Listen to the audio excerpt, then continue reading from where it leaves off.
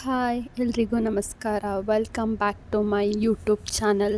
ಯಾರಿನ್ನೂ ನನ್ನ ಚಾನಲ್ನ ಸಬ್ಸ್ಕ್ರೈಬ್ ಮಾಡ್ಕೊಂಡಿಲ್ಲ, ಪ್ಲೀಸ್ ಸಬ್ಸ್ಕ್ರೈಬ್ ಮಾಡ್ಕೊಳ್ಳಿ, ಹಾಗೆ ಬೆಲ್ಲೈಕನ್ನ ಪ್ರೆಸ್ ಮಾಡಿ. ಏನಿದು ಅಂತ ನೋಡ್ತಿದ್ದೀರಾ? ಸೊ ಶುಂಠಿನ ಹೇಗೆ ಹಾಕೋದು ಅಂತ ನೋಡಿ. ಫಸ್ಟು ಟ್ಯಾಕ್ಟ್ರಿಯಲ್ಲಿ ಬೆಡ್ ಥರ ಮಾಡಿಕೊಂಡು ಆಮೇಲೆ ಆ ಬೆಡ್ಡಲ್ಲಿ ಗುದ್ಲಿ ತೊಗೊಂಡು ಕುಗ್ತಿದ್ದಾರೆ, ಅಂದರೆ ಗುಂಡಿ ಥರ ಮಾಡಿಬಿಟ್ಟು ಅದಕ್ಕೆ ಶುಂಠಿನ ಹಾಕೋದು. ನೋಡಿ ಯಾವ ಥರ ಕುಗ್ತಿದ್ದಾರೆ. ಏನು ಅಲ್ಲಿ ಜಾಗ ಇದೆ ಅದಕ್ಕೆ ಸ್ವಲ್ಪ ಗೊಬ್ಬರನ ಹಾಕಬೇಕು. ಗೊಬ್ಬರ ಹಾಕೋದ್ರಿಂದ ಶುಂಠಿ ಚೆನ್ನಾಗಿ ಬೆಳೆಯುತ್ತೆ. ನೋಡಿ ಯಾವ ಥರ ಹಾಕ್ತಿದ್ದಾರೆ ಅಂತ. ಶುಂಠಿ ತುಂಬ ಜನ ಈ ಸಲ ಹಾಕ್ತಿದ್ದಾರೆ. ರೇಟು ಚೆನ್ನಾಗೇ ಇದೆ ಈ ಸಲ.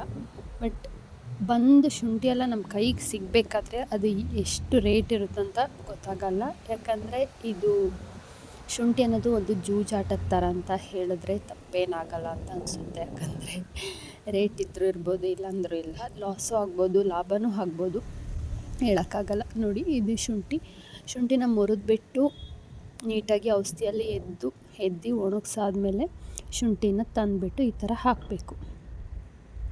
ಹಾಕಿಬಿಟ್ಟು ಮುಚ್ಚೋದು. ಇಷ್ಟೇ ಅಂತ ಮಾತಲ್ಲಿ ಹೇಳಿದ್ರೆ ಆಗೋಲ್ಲ. ತುಂಬ ಕೆಲಸ ಇರುತ್ತೆ ಇದಕ್ಕೆ. ಪ್ರತಿದಿನ ನೀರು ಹೊಡಿತಾ ಇರಬೇಕು. ಈ ಬಿಸಿಲಿಗೆ ಶುಂಠಿಗೆ ನೀರಿಲ್ಲ ಅಂದರೆ ಅದು ಕೆಳಗಡೆನೇ ಬ್ಲಾಸ್ಟ್ ಆಗಿ ಹಾಳಾಗೋಗುತ್ತೆ. ಮತ್ತು ಈಗ ಮಳೆನೂ ಸಮೇತ ಇಲ್ಲ. ರೈತರಿಗೆ ತುಂಬಾ ಕಷ್ಟ ಆಗಿದೆ. ನೋಡ್ಬೋದು ನೀವೇ ಬೆಂಗಳೂರಲ್ಲೆಲ್ಲ ಎಷ್ಟು ನೀರಿಗೆ ಅಭಾವ ಇದೆ ಅಂತ. ಇಲ್ಲೂ ಅಷ್ಟೇ. ತೋಟಗಳಿಗಾಗಿರ್ಬೋದು, ರೈತರಿಗೆ ನೀರು ಅನ್ನೋದು ತುಂಬ ಮುಖ್ಯ ಆಗುತ್ತೆ. ನೋಡಿ ಶುಂಠಿ ಈಗ ಹಾಕ್ತಿದ್ದಾರೆ, ಮುಚ್ತಿದ್ದಾರೆ. ಹಾಕಾಗಿದೆ, ಈಗ ಮುಚ್ತಿದ್ದಾರೆ ನೋಡಿ. ಆಮೇಲೆ ಇದ್ರ ಮೇಲೆ ಹುಲ್ಲು ಹಾಕ್ಬಿಟ್ಟು ಕವರ್ ಮಾಡಬೇಕು. ತುಂಬಾ ಕಷ್ಟಪಡ್ತಾರೆ ರೈತರು. ಸುಮ್ಮನೆ ಹಾಕಿಬಿಟ್ಟು ಸುಮ್ಮನೆ ಕೂರಕ್ಕಂತೂ ಆಗಲ್ಲ. ಡೈಲಿ ದಿನ ಕೆಲಸ ಮಾಡ್ತಾನೇ ಇರಬೇಕು. ಒಂದಲ್ಲ ಒಂದು ಕೆಲಸ ಇದ್ದೇ ಇರುತ್ತೆ. ಈಗ ಶುಂಠಿ ಬರೋ ತನಕ ಪ್ರತಿದಿನ ನೀರನ್ನ ಹಾಯಿಸ್ತಾನೆ ಇರಬೇಕು. ಅದಕ್ಕೆ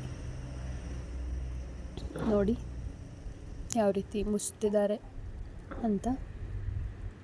ಸೊ ಇದ್ರ ಮೇಲೆ ಹುಲ್ಲನ್ನು ಕವರ್ ಮಾಡಿದ್ರೆ ಶುಂಠಿ ಹಾಕೋ ಕೆಲಸ ಮುಗೀತು. ಮತ್ತು ಇಲ್ಲಿ ಮಧ್ಯೆ ಅಡಿಕೆನೂ ಸಹ ಹಾಕಿದ್ದಾರೆ.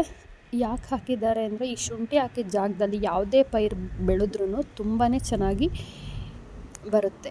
ಈಗ ಅಡಿಕೆ ಹಾಕಿದಾರಲ್ಲ, ಅದಕ್ಕೀಗ ಶುಂಠಿದೇನೆ ಗೊಬ್ಬರ, ನೀರು ಎಲ್ಲ ಸಾಕು. ಅದಕ್ಕೇನು ಎಕ್ಸ್ಟ್ರಾ ಏನು ಮಾಡೋದು ಬೇಕಾಗಿಲ್ಲ.